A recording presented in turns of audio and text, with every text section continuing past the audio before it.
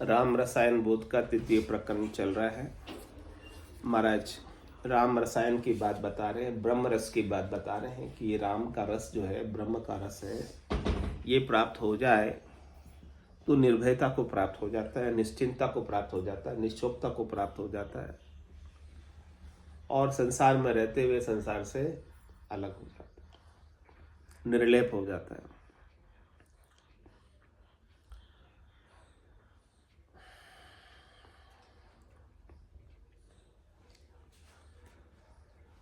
आसे बासे एक होई सुख पूर है, एक बिना दुख द्वंद निकट पण दूर है। ताते बात विचार एक होई कीजिए, परिहां राम चरण भज राम इसे सुख लीजिए। कह रहे कि महाराज आसे बासे एक होई सुखपूर है। जैसी आपकी आशा है वहीं आप वास करो, निवास करो आपकी आशा के अनुसार, तो आपको सुख मिलेगा। और आपकी आशा के विपरीत जगह पर आप रहोगे तो आपको सुख नहीं मिलेगा, दुख मिलेगा। तो आपकी आशा कहाँ की है? आशा कहाँ की रखनी है आपको? नहीं, संसार से सुख लेने की, शरीर से सुख लेने की, इंद्रियों से सुख लेने की, वस्तुओं से सुख लेने की, व्यक्तियों से सुख लेने की आशा रखनी है हमको। और वहीं फिर वही संसार से सुख लेने की आशा रहेगी हमारी, तो हम फिर कहाँ रहेंगे? संसार में आ जाएंगे। कह रहे जहाँ आशा जहाँ वासा। जैसी आपकी आशा रहेगी वही आपका वासा होएगा। तो आपकी बुद्धि पर विवेक जागना चाहिए कि हमारी आशा कहाँ रखनी है। कह रहे आशा एक राम जी से दूजी आशा छोड़ दे, नाता एक राम जी से दूजा नाता तोड़ दे। तो आशे बासे एक होई सुख पूर है। तो जैसे आपकी आशा जैसी रहेगी वहीं आपको वासा मिलेगा। अंत मति सो गति, अंत काल में होती वासना, जा में वासा पाया, कह सुखराम वासना ऊपर कर सवारी आया। तो एक बिना दुख द्वंद निकट पड़े दूर है। कहने महाराज एक हुए बिना दुख द्वंद मिटने वाले नहीं। ताते बात विचार एक होए कीजिए। इसलिए महाराज फरमाने की इस बात पर आप विचार करो और एक हो जाओ। किससे एक होना है? परमात्मा से, स्वरूप से, सत्य से, केवल्य से। परिहां राम चरण भज राम इसे सुख लीजिए। लेकिन उस सतराम को अपन भूल जाते हैं, केवल्य को हम भूल जाते हैं, स्वरूप को हम भूल जाते हैं। हमारी वृत्ति वापस संसार के सुख दुखों में चली जाती है। तो उसके लिए क्या उपाय बताया? परिहां राम चरण भज राम। इसलिए आप उस सतराम का भजन करो, सतराम का सुमिरन करो, याद करो उसकी याद से आप उसमें एकाकार आपकी वृत्ति रहेगी। आपकी वृत्ति संसार के सुख और दुख में नहीं जाएगी। हम कैसे हो जाते हैं? वृत्ति के सारूप्य हो जाते हैं। जैसे हमारी वृत्ति होती है ना, वैसे हम हो जाते हैं। सुखाकार वृत्ति है तो हम सुखी हो जाते हैं, दुखाकार वृत्ति है तो दुखी हो जाते हैं। जहाँ निमित्त मिल जाता है उस समय फिर कर्तव्य और अकर्तव्य की भी रेखा आ जाती है। अगर परिवार में किसी के साथ में बात करनी, रिश्तेदार के साथ बात करनी है, अपने व्यापारिक संबंधों के साथ बात करनी, तो उस समय फिर आदमी कैसे निर्णय कर पाएगा कि मेरे को भगवान में रहना या इसको तिलांजलि देनी? नहीं, किसी को तिलांजलि नहीं देनी है। आपको संसार का सारा काम करना है, कोई काम नहीं छोड़ना। आपको अपने कर्तव्य कर्म का बहुत बखूबी निर्वाह करना है। परंतु वहाँ जहाँ विचारों में मतभेद होता है, फिर भी आपको बखूबी निर्वाह करना है। वहां पे कर्तव्य कर्मों का पूरा पालन करना है। आपको संसार में आए हो तो देव ऋण उतारना है, ऋषि ऋण उतारना है, पितृ ऋण उतारना है। संसार के जो भी सहयोगी संबंध है वो भी आपको किसी न किसी ऋणा अनुबंध के कारण मिले। आपका वैचारिक मतभेद भी आपका वैचारिक मतभेद भी किसी न किसी ऋणा अनुबंध के कारण हुआ है। वो आपकी ही करनी का परिणाम है, आपके ही कर्मों का फल आपको भुगताने आया है, वैचारिक मतभेद वाला भी। तो वो आपके कर्म उतार रहा, आपके कर्मों की निर्जरा कर रहा है। हम लिखते हैं अपना भाग्य स्वयं। हाँ, हम लिखते हैं अपना भाग्य स्वयं। समय बीत जब जाता है, अपना भी लिखा पढ़ नहीं पाते, अक्सर धुंधला पड़ जाता है। हम करते जाते कर्म, यहाँ फल पीछे पीछे आता है। पुरुषार्थ चक्र में बढ़कर प्रारब्ध अटल बन जाता है लिखी तो मैंने आत्मविश्वास नहीं लेख बताता था, है पुरुषार्थ सर्वों को इच्छा में है संग।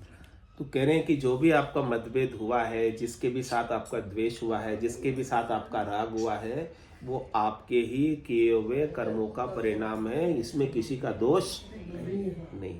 वो आपके कर्मों को उतारने के लिए अभी आपके सामने प्रत्यक्ष उपलब्ध हुआ है, ताकि आपके पूर्वकृत किए हुए कर्मों का वापस भुगतान आपको करा दे। तो उससे आपको नया द्वेष नहीं पालना, नई दुश्मनी मोल नहीं लेनी, उसे दुश्मन नहीं समझना। उसे क्या समझना? उपकारी है, हमारे कर्मों को उतारने आया है। ये भाव से अपने कर्तव्य कर्मों का पालन करते हुए अपने को अपने स्वरूप में स्थित रहना, अपने को अपने सत्य में स्थित रहना, अपने को अपने आनंद में स्थिर रहना, अपने को उस समय गुस्सा नहीं हो जाना, क्रोध नहीं कर लेना, शांत स्वभाव में रहना। वो तो सबसे मुश्किल काम है। वो तो सबसे मुश्किल काम है। पर ज्ञान से ही उस पर ब्रेक लगता है। निरंतर सत्संग करने से ज्ञान से ही उस पर ब्रेक लगेगी। ऐसी बात सुनी हुई होगी तो उस समय आपको याद तो आएगी कुछ ना कुछ। वो सुनी नहीं है कभी, तो फिर कैसा वो बोलेगा, तुरंत बोल पड़ोगे, तुरंत बोल पड़ोगे उसके सामने। तो महाराज कह रहे जो तुरंत बोल पड़े वो तो साध है ही नहीं। तो कह रहे महाराज, आज से बासे एक होए सुख पूर है, एक बिना दुख द्वंद निकट पड़े दूर है, ताते बात विचार एक होए कीजिए। इसलिए आप कोई भी बात पर विचार करो तो आप स्वरूप दृष्टि से करो, तत्व दृष्टि से करो। ये बात मेरे लिए सार की है कि नहीं है। असार की बातों में उलझो ही मत, पढ़ो ही मत, ज्यादा अपना दिमाग उधर खपाना ही नहीं है। वो यूं खीदो, वो यूं खीदो, थूके खीदो थारो, बाता में हाथा कर खोयो, मूंगो मिनक जमारो। ऐसे ही मनक जमारे को व्यर्थ में खोकर नहीं जाना। अपने को अपने स्वरूप के दर्शन के लिए, स्वरूप के बोध के लिए, सत्य की प्राप्ति के लिए, सम्यक ज्ञान की प्राप्ति के लिए, सम्यक दर्शन के लिए, सम्यक चारित्र के लिए, स्थित प्रज्ञता के लिए हमें ये मनुष्य शरीर मिला। और किसी शरीर में ये ज्ञान मिल नहीं सकता। बाकी सब भोग योनियां है। हाँ, देवता की योनि आपको सुख भोगने के लिए मिली है और पशुओं की योनि दुख भोगने के लिए मिली है। वो केवल भोग ही कर सकते हैं, ज्ञान नहीं कर सकते। लेकिन हमें जो मनुष्य शरीर मिला है ये देव दुर्लभ है।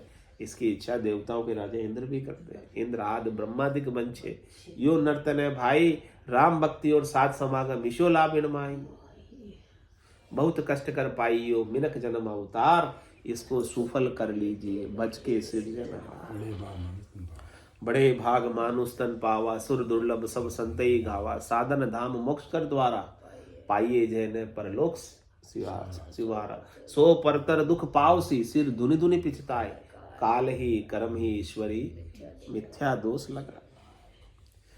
कहने ताते बात विचार एक हुई कीजिए। इसलिए आप अपने स्वरूप में एक हो जाओ, एकाकार होकर फिर कोई भी विचार करो तो आपका विचार सफल हो जाएगा, सार्थक हो जाएगा, सिद्ध हो जाएगा। परिहा रामचरण बजराम, इसे सुख लीजिए। और क्या कह रहे हैं महाराज, आप इसको याद रखने के लिए, स्वरूप को याद रखने के लिए आपकी वृत्ति दुखाकार सुखाकार न हो, उसके लिए आप राम जी का भजन करो, सुमिरन करो, याद करो। काम की मना नहीं कर रहे, कह रहे हाथ काम मुख राम, हृदय साची प्रीत, दरिया गृहस्थी साध की आही उत्तम रीत। गृहस्थ में रहना है, कर्तव्य कर्मों का पालन करना है, गृहस्थ में रहते हुए अपने को, अपने स्वरूप को जानना है, स्वरूप को पाना है। तो कह रहे हाथों से काम करो, ये देही संसार की है, संसार के कामों में लगा दो। कह सुखराम देही के दाई, करो सकल विद कारण नाई, मोक्ष काज विद एक नहीं चाहिए, सतगुरु शरण प्रीत कर रही। मोक्ष प्राप्ति के लिए आपको कोई क्रिया करने की, दान करने की, तीर्थ करने की, पुण्य करने की, तेला बेला वास उपवास करने की कोई आवश्यकता नहीं, मोक्ष काजविद एक नहीं चाहिए, सदगुरु शरण प्रीति। मुक्ति होगी तो ज्ञान से होगी, और बंधन है तो अज्ञानता का है। वास्तव में बंधन नहीं है, अपनी नादानी ना समझी अज्ञानता का बंधन है। तो अज्ञानता का बंधन किससे दूर होगा? ज्ञान से दूर होगा। एक बार 8-10 गधे थे किसी के पास। गधे कौन रखता है? कुमार। हाँ, कुमार रखता है। ओढ़ जाती होती है। हाँ, कुमार गधे रखता है। तो वो फिर दिन भर में उनको काम लेता है, वो मिट्टी ढाता है, फिर रात को बांध देता है, फिर उसको बांध के रख देता है। तो वो बांध रहा था, तो बांधते बांधते 9 गधों को बांध दिया, 10वां गधे बांधने का नंबर आ, रस्सी खत्म हो गई।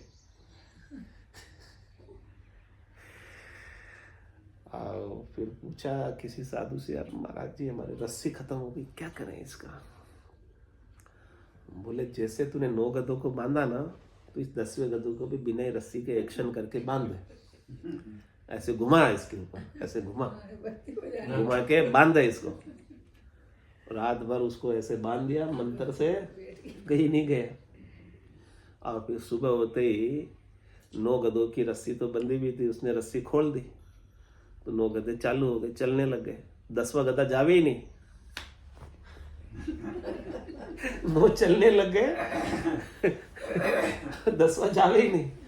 पहुंचा वापस साधु के पास, अरे महाराज जी आपने क्या मंत्र से बांधा इसको, वो तो जावे ही नहीं वापस। बोले तूने जैसे इसको बांधा ना, वैसे ही खोल इसको, एक्शन कर खोलने का, तब वो जाएगा। उसके बिना वो जाने वाला नहीं है। ऐसे ही बंधन हमारे अज्ञान का है, वास्तव में बंधन नहीं है, हमने बंधन माना हुआ है। हाँ, रस्सी बंधी हुई नहीं है, गधे के रस्सी नहीं बंधी थी, लेकिन नहीं बंधी फिर भी नहीं जा रहा हो। तो आपके भी कोई बंधन नहीं है, बंधन आपने ओढ़ा हुआ है, आपने माना हुआ है। तो सदगुरु उस बंधन को खोल रहे ज्ञान के द्वारा। जैसे एक्शन करके खोलना पड़ता ना, इसे रोज यहाँ एक्शन करना पड़ता, रोज खोलना पड़ता। बन जाते हैं हम बार बार, रोज बन जाते हैं। रोज निकालना, भले आप कितना ही कांच के पे एक मकान तो भी झाड़ू से निकालना। हाँ, तो फिर रोज रस्सी खोलनी पड़ती है हमको, इतनी मेहनत रोज करनी पड़ती है रस्सी खोलने की। आज से बात से खोई सुखपूर है, बिना दुख द्वंद निकटपण दूर है। ताते बात विचार एक होए कीजिए, परिहार राम वचन भज राम इसे सुख लीजिए। इसलिए आप राम जी के नाम का सुमिरन करो, भजन करो, उन्हें याद करो, उसमें आप सुख के आनंद मिलेगा उसमें। और वो आनंद की है जब आपकी वृत्ति हो जाएगी, तो आपकी सुख और दुखाकार वृत्ति नहीं रहेगी, फिर आपकी ब्रह्माकार वृत्ति हो जाएगी। सत्य चित्त आनंद, ब्रह्म का स्वरूप कैसा है? सत्य है, यानी उसका कभी नाश नहीं होता है। चित्त है यानी चेतन है, और तीसरा आनंद है, हमेशा आनंद स्वरूप है ब्रह्म। तो राम जी के भजन से आपको ब्रह्म का आनंद मिलेगा। तेरे लगा बाजार नगर के माई, सभी वस्तु मिलती सुखदाई। ब्रह्मानंद खरीदी बाई, बेग दुकान उठाएगा। पछताएगा पछताएगा, गया समय नहीं आएगा। रतन अमोलक मिलिया भारी, अमोलक रतन मिला आपने भैया मनुष्य। रतन अमोलक मिलिया भारी, काश समझ का दीना डारी। खोजा नहीं मूर्ख अनाड़ी, फिर कभी नहीं पाएगा। पछताएगा पछताएगा, गया समझ में आएगा। नदी किनारे बाग लगाया, मूर्ख सोवे ठंडी छाया। काल चिड़िया सब फल खाया, खाली खेत रह जाएगा। पछताएगा पछताएगा, गया समझ नहीं आएगा। बालू का तू महल बनाया, कर तो सामान सजाया। पल में वसा आग गिराया, हाथ मसल रह जाएगा। पछताएगा पछताएगा, गया समझ में आएगा। इसलिए क्या करना? लगा बाजार नगर के माई, सभी उसको मिलती सुखदाई। ब्रह्मानंद खरीदी बाई, बेग दुकान उठाएगा। जब ये दुकान उड़ जाएगी, इससे पहले से ब्रह्मानंद ज्ञान की प्राप्ति कर लो, नहीं तो कोई मिलने वाला नहीं। दुकान लगी हुई है सब तरह की यहाँ पर। अब आपको क्या प्राप्त करना है? आपके पास लिमिटेड कैपिटल है, सीमित पूंजी है, श्वासारूपी पूंजी सब वो सीमित है। अब इन श्वासारूपी पूंजी का उपयोग आपको कहाँ करना है? कह रहे ब्रह्म का आनंद खरीदने में इन श्वासारूपी पूंजी को लगा दो, नहीं तो ये दुकान उठ जाएगी, यानी श्वासें खुट जाएगी, कुछ नहीं मिलना। फिर नहीं खरीद पाओगे। श्वासें खत्म, पूंजी खत्म हो गई, अब क्या? फिर आप खरीद पाओगे बिना पूंजी के, बिना कैपिटल के कुछ? आपको आनंद लेना है तो जब तक श्वासें हैं तब तक सदगुरु के ज्ञान को धारण कर लो, सुन लो, उसके अनुसार साधना कर लो, भजन कर लो, सुमिरन कर लो, स्वरूप का बोध कर लो, तो ब्रह्म का आनंद आपको जीते जी मिल जाएगा और आपकी भय, चिंता, दुख, त्रास मिट जाएगा। आप निर्भय हो जाओगे, निश्चिंत हो जाओगे, निःशोक हो जाओगे, निडर हो जाओगे और परम आनंद में स्थित हो जाओगे। जी श्री रामचरण जी महाराज की जय, राम की जय, सद्गुरु देव की जय, सत्य सनातन धर्म की जय, संत भगवान की जय। राम जी राम राम, राम राम सा राम राम सा राम राम।